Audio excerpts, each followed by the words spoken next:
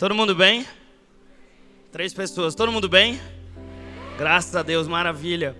Hoje é um dia muito especial para a nossa comunidade, hoje é um dia muito especial para a minha família. Eu queria estar chamando meu pai e minha mãe, se eles pudessem vir aqui, a gente recebê-los com uma salva de palmas.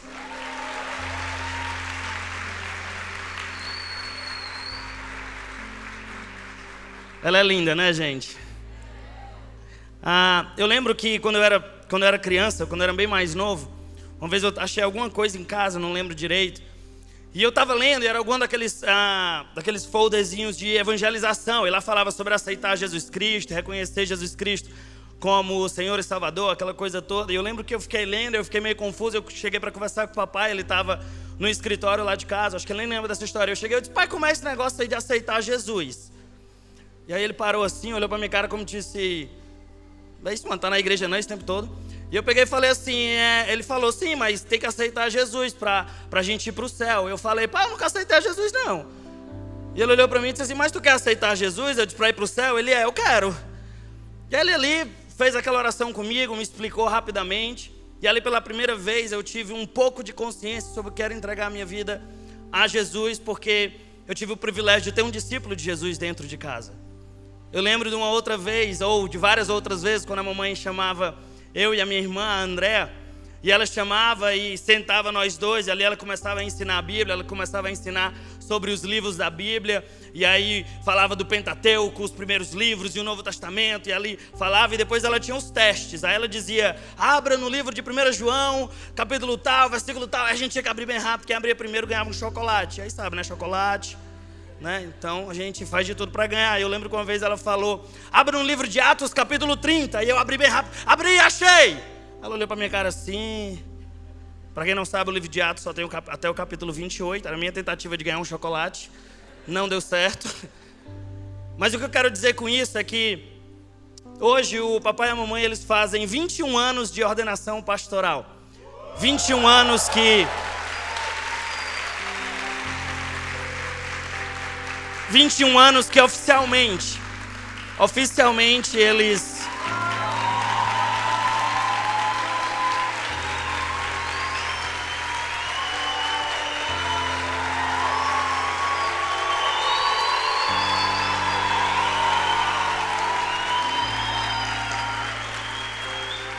Eu vou pedir para você permanecer em pé enquanto a gente encerra aqui, que nós vamos orar por eles, mas são 21 anos que oficialmente eles são pastores por título. Mas o que eu posso dizer é que a minha vida inteira eles foram pastores por chamado. Eu nunca vi eles precisando de um título para amar pessoas. Eu nunca os vi precisando de um título para cuidar de vidas. Eu nunca vi eles precisando de um título para fazer outros discípulos de Jesus. E é isso que me deixa feliz. Eu já vi o papai e a mamãe aconselhando multimilionários. Eu já vi o papai e a mamãe aconselhando pessoas que não têm onde morar. Eu já tive que sair do meu quarto inúmeras vezes para dormir no quarto da minha irmã, porque chegava pessoas lá em casa chorando, se acabando, não tinha onde dormir. Aí, é claro, era o quarto do mais novo que era usado, eu tinha que dormir no outro quarto, porque eles abraçavam e oravam e passavam a noite conversando. Eu já vi eles rindo, eu já vi eles chorando, eu já vi eles vivendo esse chamado com a maior paixão da vida deles. E em nome de toda a família Videira, em nome de todas as pessoas que já foram tocadas, abençoadas, impactadas por esse casal, eu queria, como filho, como ovelha, agradecer de coração. Agradecer pelo sim de vocês, agradecer por cada sacrifício, agradecer por cada escolha, cada renúncia. Eu realmente sou muito grato. Sou muito grato pela jornada de vocês, sou muito grato pelas decisões de vocês, sou muito grato porque vocês tornam o mundo de vocês e o mundo das pessoas ao redor de vocês muito melhor. Muito obrigado. Muito obrigado.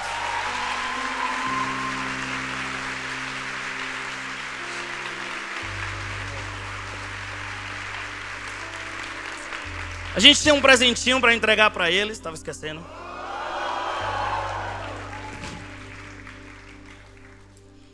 Aqui, meu amor.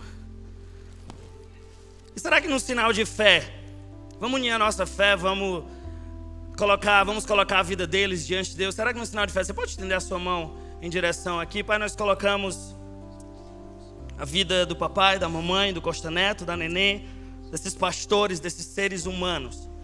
E nós celebramos, Pai, a jornada deles até aqui, porque o Senhor os sustentou por esses 21 anos. E a nossa oração, Pai, é que os próximos anos sejam ainda melhores, Pai. Anos onde eles vão se apaixonar ainda mais pelo Senhor. Anos onde eles vão te honrar ainda mais, eles vão te seguir ainda mais, eles estarão ainda mais sensíveis à voz do Teu Espírito. Anos onde eles vão tocar ainda mais pessoas, impactar ainda mais pessoas, e eles irão fazer ainda mais discípulos de Jesus. Nós celebramos o que o Senhor fez até aqui, e nós já estamos cheios de expectativa pelo que o Senhor fará nos próximos anos, em nome de Jesus. E todo mundo que crê comigo diz... Amém, amém, amém, amém. Obrigado, pessoal. Obrigado.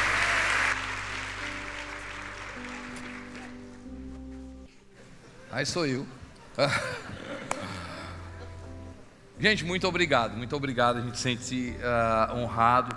Eu digo de coração que eu e a Neném, nós temos a facilidade de ser pastor aqui na Videira por várias coisas. Mas uma mais importante para a gente pode ser a gente mesmo, a gente pode ser humano, e aqui é muito bom a gente ser pastor dessa igreja, e pode contar conosco, nós vamos estar continuando amando vocês, intercedendo pela vida de vocês, amém, gente? Glória a Deus, glória a Deus. Amém, amém. Quero contar uma história relatada por Lucas, que leva o nome do livro, leva o nome dele, o livro, Lucas capítulo 22, e Lucas conta essa história que passou com Pedro.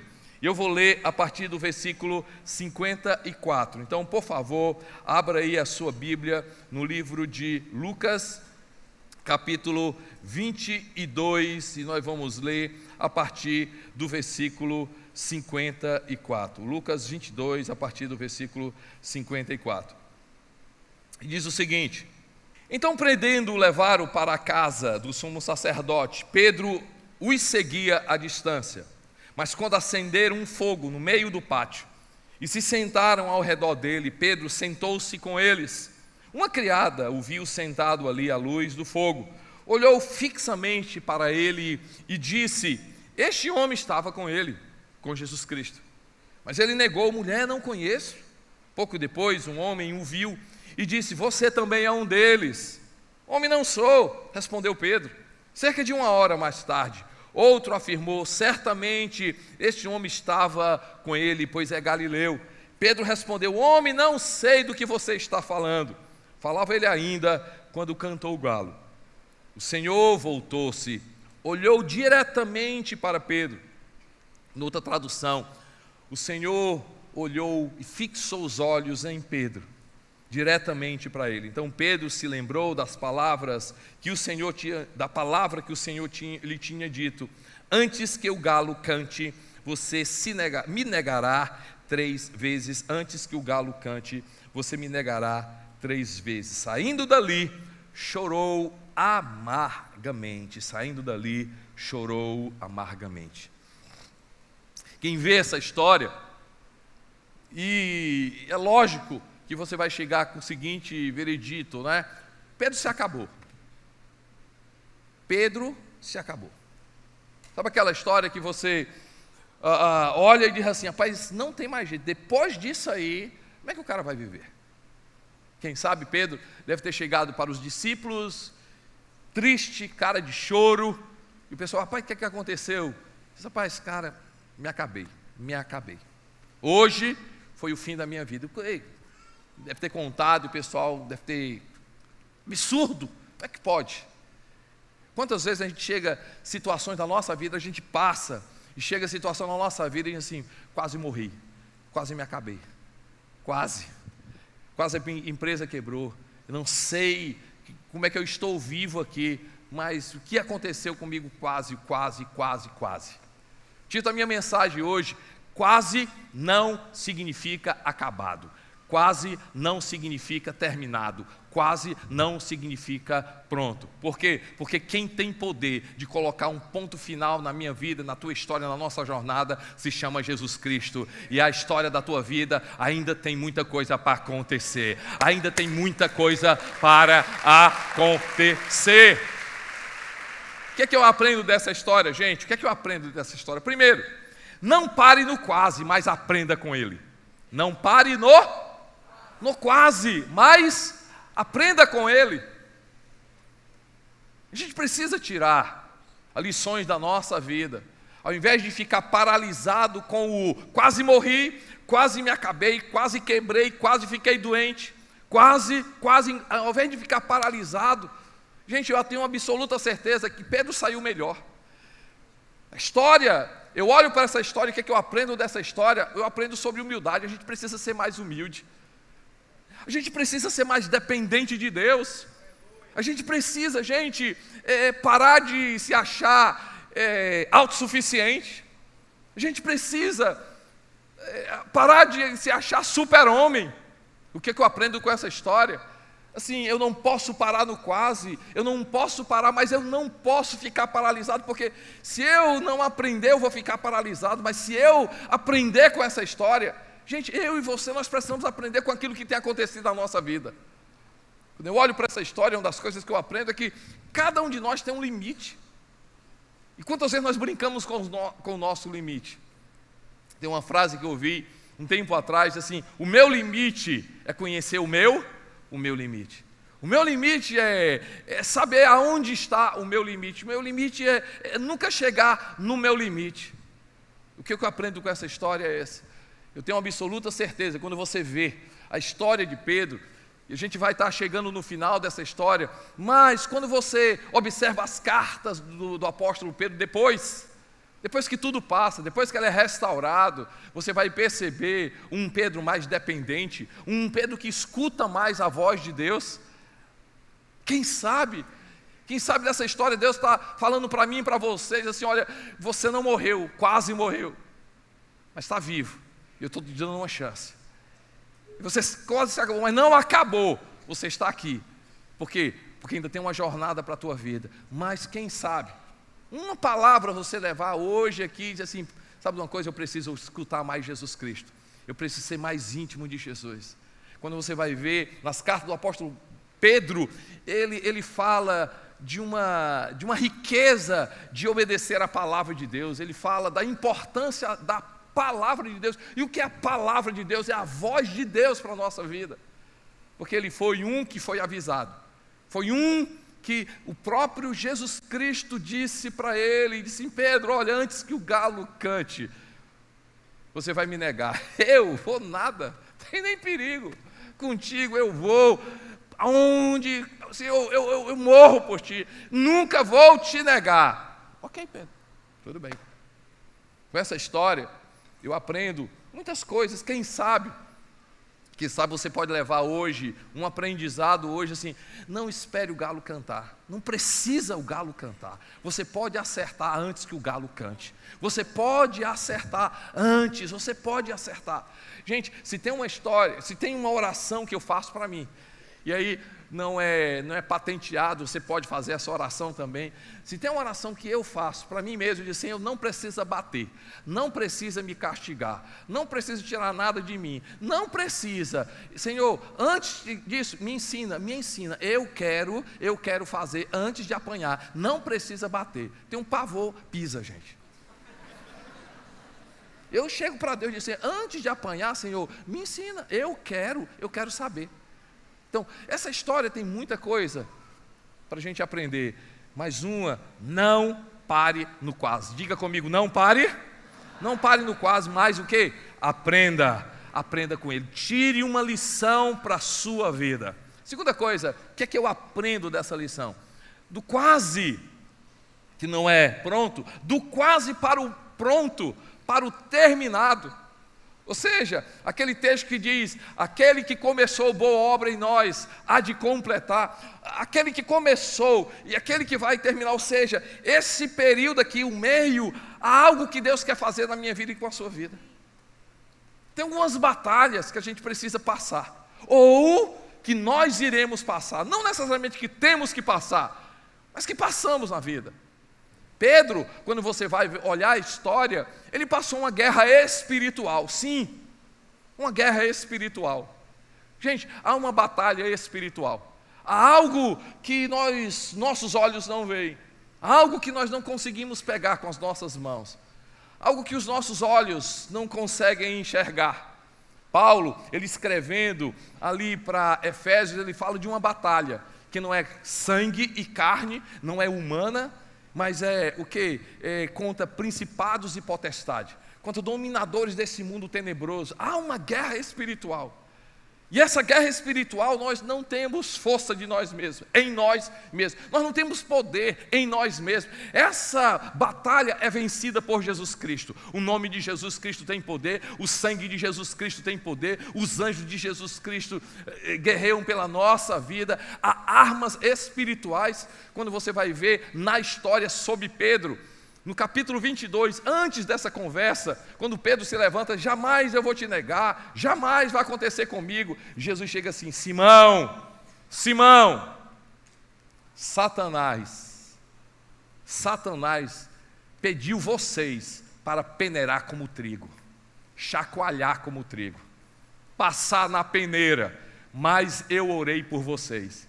E aí Jesus fala, essa guerra espiritual já foi vencida, eu orei por vocês, vocês vão vencer.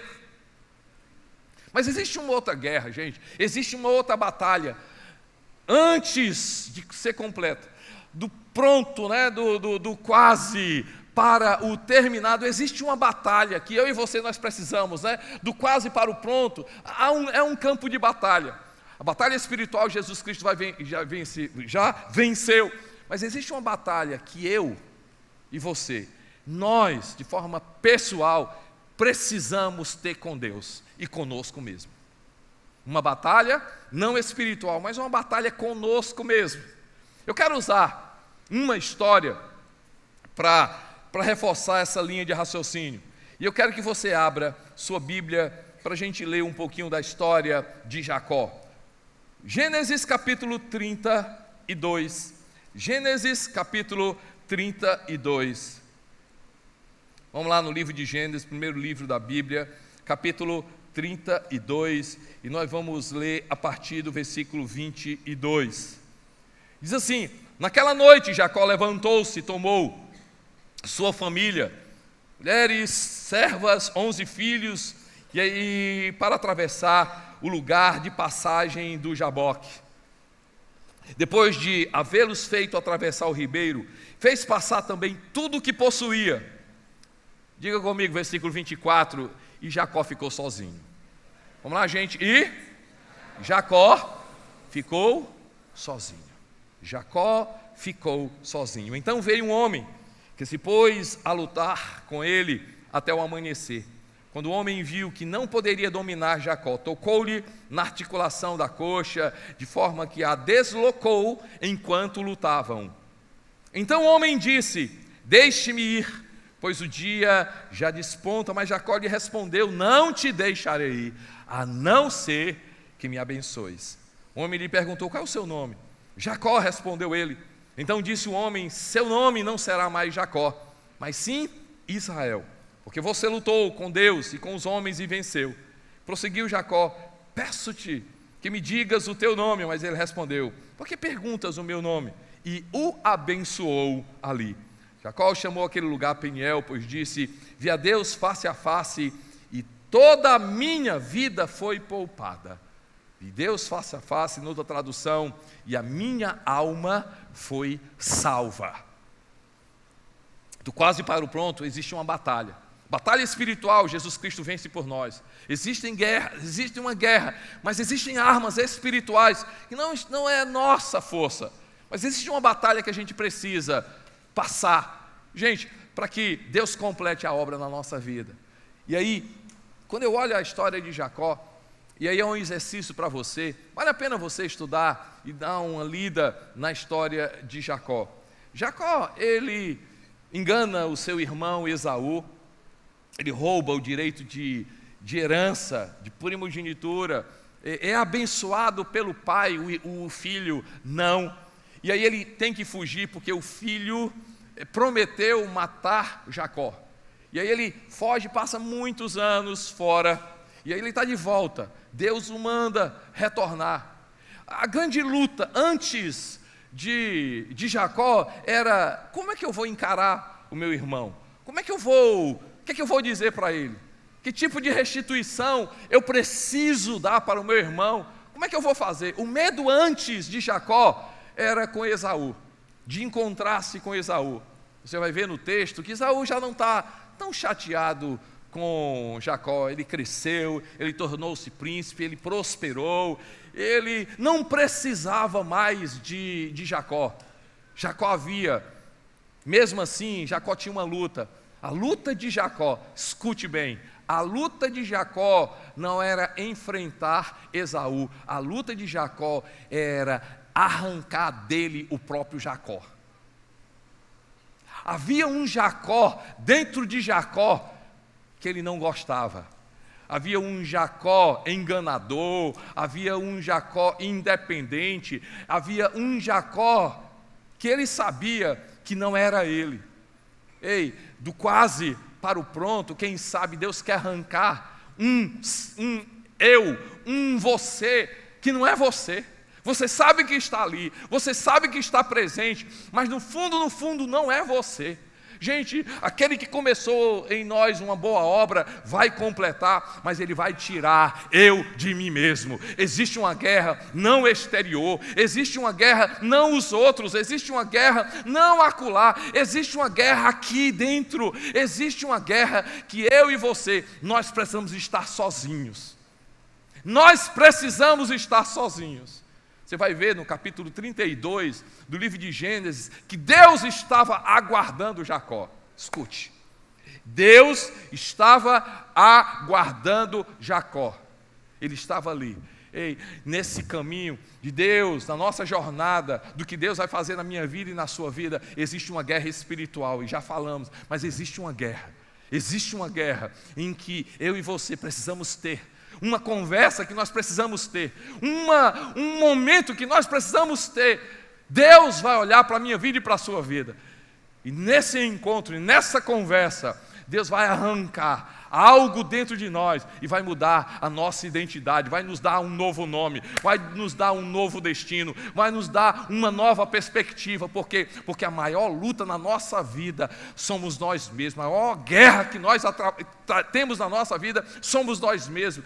E eu tenho uma palavra de esperança para a sua vida. Se aconteceu com Jacó, vai acontecer com você também. Se aconteceu com Paulo, vai acontecer com você também. Se aconteceu com Pedro, vai acontecer com você também. Ei, existe uma identidade em Cristo Jesus que você nem imagina quem é, mas em Cristo Jesus essa identidade vai ser resgatada, porque no Calvário Jesus já pagou o preço pela minha vida e pela sua vida, e aquele que começou a obra na minha vida e na sua vida vai completar, mas essa luta eu preciso encarar. Amém, gente?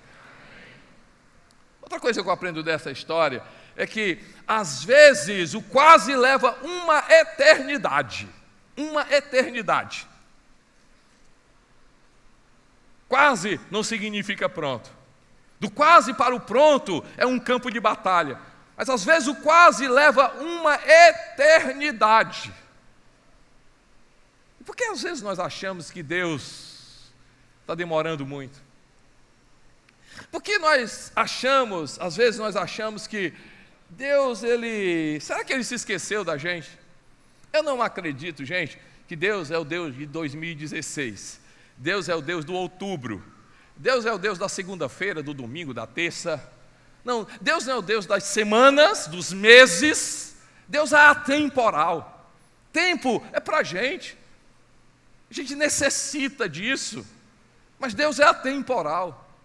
E por que muitas vezes nós, na nossa cabeça, nós não compreendemos essa eternidade? Ah, pastor, desde que eu me tenho como gente, que eu venho aqui para a igreja, vocês falam, vocês pregam, Deus tem um plano na minha vida, Deus vai fazer na tua vida, olha, Deus começou a obra na tua vida, Deus vai completar. Eu tenho ouvido essa história, mas assim, quanto tempo? Quando é que isso vai acabar? Eu vou te responder. Vai acabar quando eu entender, quando você entender que meu relacionamento com Deus não é do aqui e do agora, é da jornada. Vou repetir. O meu relacionamento, o seu relacionamento, o nosso relacionamento com Deus é da jornada. E nessa jornada, Deus quer estabelecer na nossa vida algumas coisas. Primeira coisa, Deus quer estabelecer fundamento, alicerce. Deus quer aprofundar nossas raízes nele, gente. Eu não quero generalizar, mas quantas vezes na busca com Deus, quantas vezes no desejo de ter mais Deus, quantas vezes em culto, quantas vezes nas nossas orações, quantas vezes na leitura da palavra, nós queremos que Deus faça a obra. Senhor, eu quero esperança, eu quero transformação, eu quero ser usado por Ti, eu quero saber qual é o Teu propósito na minha vida, eu quero conhecer a Tua mão, eu quero conhecer, isso é resultado, isso é efeito. Antes disso, a gente precisa passar e se alicerçar mais em Deus.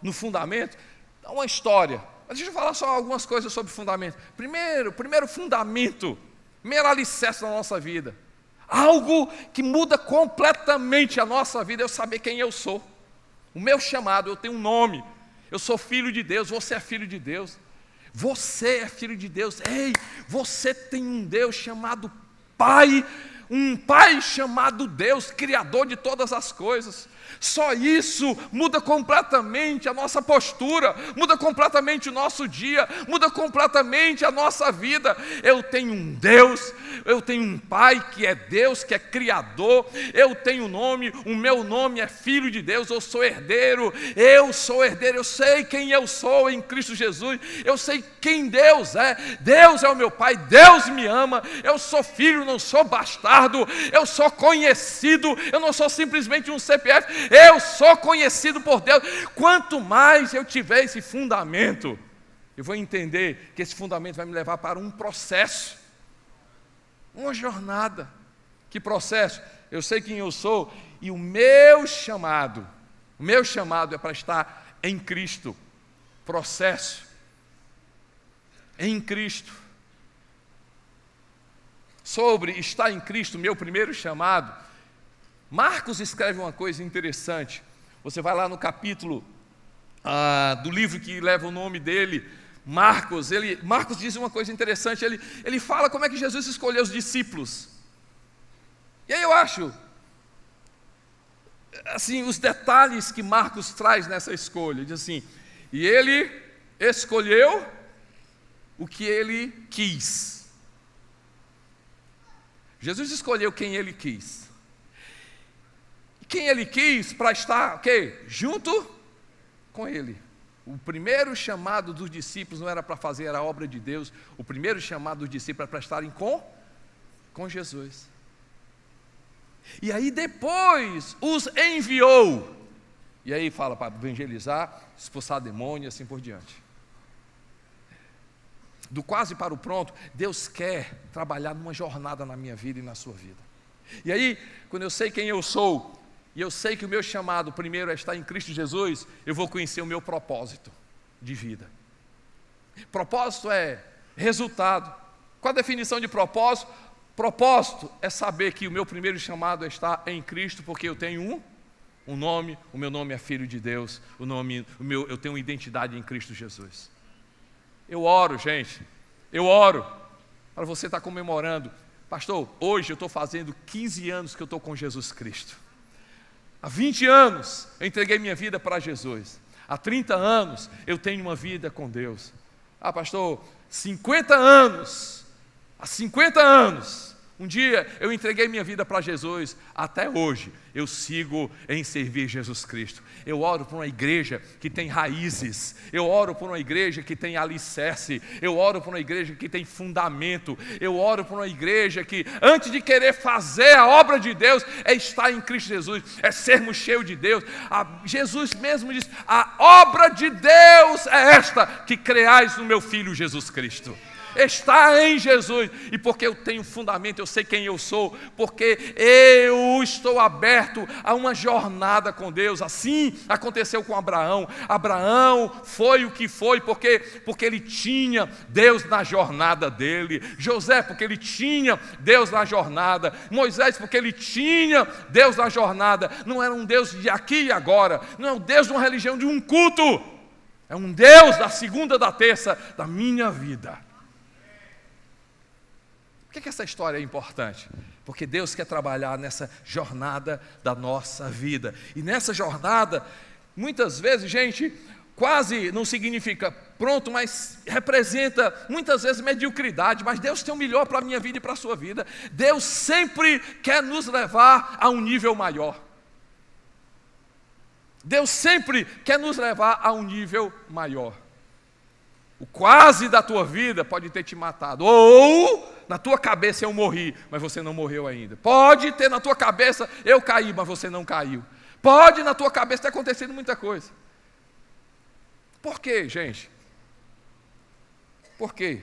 Porque eu acredito que Deus quer fazer desse momento. Não sei como é que Ele faz. Gente, não pergunta, não tem na fórmula. Ah, se eu soubesse essa fórmula. Mas eu sei que funciona. Está lá, Paulo registra isso no livro de Romanos, capítulo 8. Assim, todas as coisas cooperam para o bem daqueles que amam a Deus. Todas as coisas cooperam para o bem daqueles que amam a Deus, que são chamados segundo o seu propósito. E nem sabe, comigo aqui, as pessoas que estão do meu lado, trabalham comigo, sabem muito bem. Quando a gente passa por problemas graves, grandes, a primeira coisa que sai da minha boca é assim: nós vamos sair mais forte dessa situação. Nós vamos sair mais forte disso.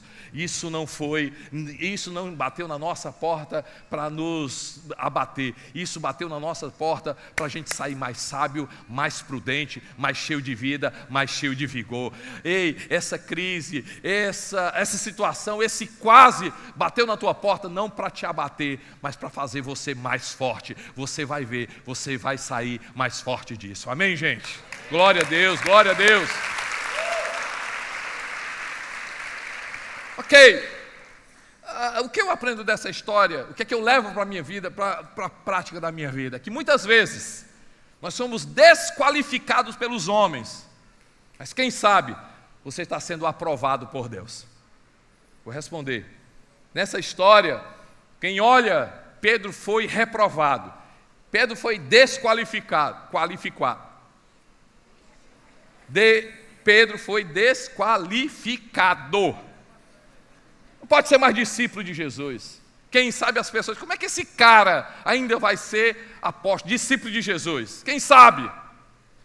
Quem sabe diante dos homens o que você passou, a vergonha que você passou, a situação que você passou, é desqualificado, carimbo, desqualificado. Mas hoje tem notícia boa para você, hoje tem esperança para a tua vida. Deus vai arrancar esse carimbo, Deus vai arrancar essa estampa da tua vida, Deus vai rasgar isso da sua vida, porque desqualificado para os homens, quem sabe, você pode ser e estar aprovado para Deus em alguma área que você nem imagina ser. Gente, quando eu olho a vida do apóstolo Paulo, quem conhece o apóstolo Paulo aqui, ouviu falar, certo? O apóstolo Paulo, você vai ver em 2 Coríntios, a gente não vai ler não, mas 2 Coríntios capítulo 10, 2 Coríntios capítulo 10, 10 e 2 Coríntios capítulo 11, 6, nós não vamos ler esse texto.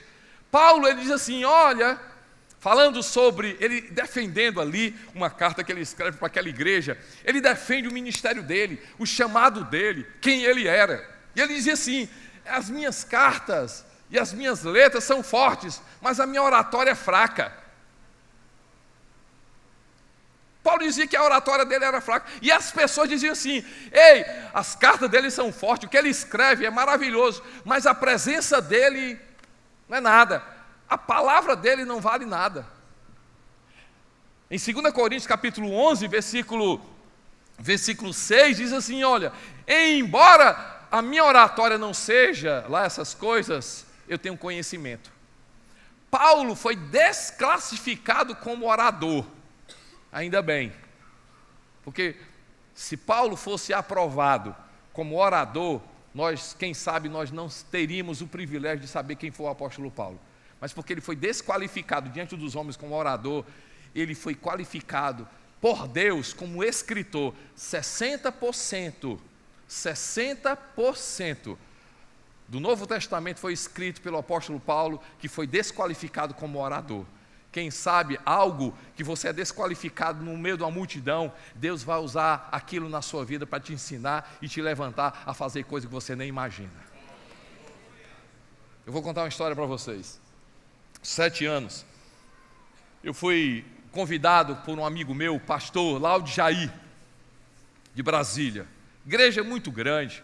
E aí ele liga para mim e diz: Costa Neto, rapaz, cara, eu vou receber aqui um americano aqui na igreja, Ted Redmond, e ele vai estar fazendo um seminário aqui.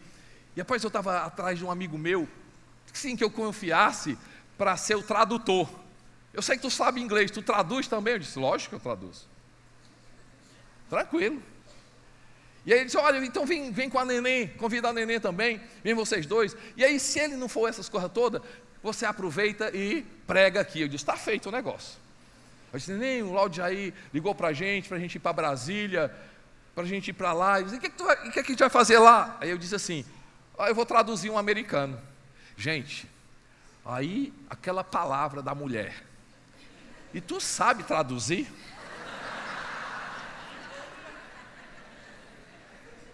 Ali os céus já abalaram, gente, já pronto, fechou a questão, travou. Disse: lógico, neném, que eu sei. A propósito, 3 mulheres você precisa obedecer. Primeiro, dá sorte obedecer a mãe, a primeira mulher. A segunda, se você é casado, obedeça a mulher, a sua esposa. Não obedecer a sua esposa dá um azar doido. E a terceira mulher que você precisa obedecer é a mulher do GPS. Dá uma sorte doida. Fecha o parênteses. Essa história, o Laude Jair contou para a esposa dele, a Eline, eu arranjei um tradutor. Quem vem traduzir o Ted Redmond é o Costa Neto. Aí ela diz o quê? E ele sabe traduzir? Grande dia, 5.000 pessoas, igreja lotada. Eu lá, o Ted Redmond, lá. Aí começamos a tradução. Coisa fácil, né, no começo. I'm so glad to be here. Eu estou muito feliz de estar aqui. This is my first time here in Brazil. Essa é a primeira vez aqui no Brasil. Depois eu vou arrasar. Amigo, aqui o negócio aqui. Mas antes disso, eu pedi uma oração à minha mulher. E antes de começar, aquele, né? Primeira vez traduzir um cara com 5.000 pessoas, eu olhei: neném, ora aqui pelos meus ouvidos. Ela disse assim: realmente estou notando que você está um pouquinho surdo, né? Disse, não, neném, não é surdez não, é para eu saber traduzir. Ela disse: meu Deus do céu. Gente, aí começou, eu arrasando o pessoal, aquela coisa. Ele começou a pregar. Como ele começou a pregar, excuse me? Tinha um anjo aqui atrás de mim, um pastor. E aí quando eu não sabia, ele gritava para lá, tudo a tradução, e eu dizia. Aí eu, excuse me, sir. Gente, foi um desastre. Quando deu um intervalo, a gente entrou, o ar-condicionado estava tudo tranquilo, eu pensava que não estava funcionando, que eu estava suando tanto. Pense num calor. No intervalo, ele olha e diz assim para o Laude Jair: tem outro tradutor para mim? Desqualificado. Gente, às vezes, desqualificado diante dos homens, Deus levanta e faz a coisa que a gente nem espera na nossa vida. Não deixe que o quase ou desqualificado diante dos homens lhe paralise. Dessa conversa, desse episódio, desse desastre, eu comecei a desenvolver uma amizade com um anjo que começou a traduzir para mim. E hoje é um dos maiores, grandes amigos meus. Pelo menos eu vou 2 vezes a Brasília pregar na igreja dele, que se tornou um amigo. Essa desqualificação, se não tivesse acontecido, quem sabe não teria surgido uma amizade. Gente, aquilo que você passou vergonha, e que foi vergonhoso para ti, e que diante dos homens é vergonha, quem sabe Deus vai usar justamente naquilo que lhe envergonhou, para a glória de Deus, em uma situação que você nem imagina. Deus é poderoso para fazer isso. Finalmente, quando eu aprendo essa história, eu vejo que a segunda estação sempre é melhor. A segunda estação sempre é melhor. Quando eu olho para o texto, e aí eu vejo aquele olhar de Jesus, e Jesus voltou-se e olhou para Pedro. Eu não acredito que o olhar de Jesus foi de condenação. Eu não acredito que o olhar de Jesus foi de: Pedro, se você se acabou. Pedro, eu tenho absoluta certeza que ele chorou, ele saiu dali e chorou amargamente, porque quando ele olhou para Jesus, ele sentiu que naquele olhar havia amor, naquele olhar havia perdão, naquele olhar diz assim: Pedro, você passou por isso, mas você vai sair muito mais forte. Gente, e aí você vai ver uma conversa que Jesus tem com Pedro. Na conversa que Jesus tem com Pedro, é um convite que Jesus faz, e diz assim, depois que ele ressuscita, diz: olha, avisa para os meus discípulos e para Pedro, que vou estar na Galileia.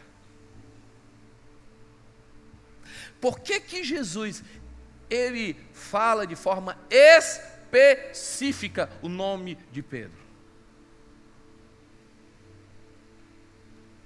Porque para mim e para você, aqui em 2016, Deus está dizendo o seguinte: olha, se na vida de Pedro aconteceu isso, na sua vida também é possível acontecer. Ele chega para Pedro e diz: Pedro, não me amas? Senhor, tu sabe que eu te amo, que eu te amo. Segunda vez: Pedro, tu me amas? O Senhor sabe todas as coisas, o Senhor sabe que eu te amo. Pedro, tu me amas? O Senhor conhece tudo, o Senhor sabe todas as coisas, o Senhor sabe que eu te amo. As pessoas falam, né, que negou 3 vezes e afirmou 3 vezes, aí anulou. Tem muita história desse negócio. Para mim, o que vale, gente, não é que Jesus estava em dúvida, não é que Jesus, ele queria provocar algo que ele não conhecesse. Deus conhecia, Jesus conhecia. O que Jesus estava dizendo para Pedro, ele disse assim: Pedro, a partir de hoje, põe um ponto final nessa história. Põe um ponto final nessa história. Hoje terminou. Agora você precisa viver uma nova estação. O que eu tiro dessa história, gente, de prática? É que muitas vezes tem uma estação para a nossa vida ali, mas eu estou preso aqui. E eu quero desfrutar daquela estação aqui, querendo na minha vida a estação passada. Quem sabe Deus está dizendo para ti hoje, para você viver uma nova estação que Deus tem para a tua vida, e você sabe muito bem, você precisa pôr um ponto final na estação passada. Você precisa se perdoar, porque Deus já te perdoou. Você precisa acreditar que a outra estação, que Deus é o Deus da segunda chance. Ei, quando José, abandonado pelos irmãos, vendido pelos irmãos, colocado como escravo, passou o que passou. Quando José, ele começa a perceber que tudo aquilo, Deus tinha o controle da vida dele, ele começou a viver uma estação diferente. Ei, José, a estação de José, a segunda foi melhor. A estação de Paulo, a segunda foi melhor. De Pedro foi melhor. De Davi foi melhor depois da queda. E de Moisés foi melhor. Se foi melhor para ele, vai ser melhor para a sua vida. E eu quero declarar sobre a sua vida uma estação de mais sabedoria, uma estação de mais prosperidade, uma estação de mais acertos e menos erro, uma estação de mais prudência para a sua vida, uma estação de restituição. Ei, você que está aí atrás, uma estação de restituição para a sua vida, restituição de honra, restituição de alegria, restituição de prosperidade, uma estação onde Deus vai te honrar. Ah, meu irmão, se aconteceu com Pedro, vai acontecer com a sua vida. Porque em Jesus Cristo existe esperança, em Jesus Cristo existe vida, em Jesus Deus pode mudar aquilo que por muito tempo trouxe na tua vida lágrima. Deus pode em Cristo Jesus transformar essa estação de muito sorriso, de muita alegria, de muita vida em Cristo Jesus. Por isso que Ele é poderoso, o nome de Jesus é poderoso. Eu te convido a ficar de pé, eu te convido a ficar de pé.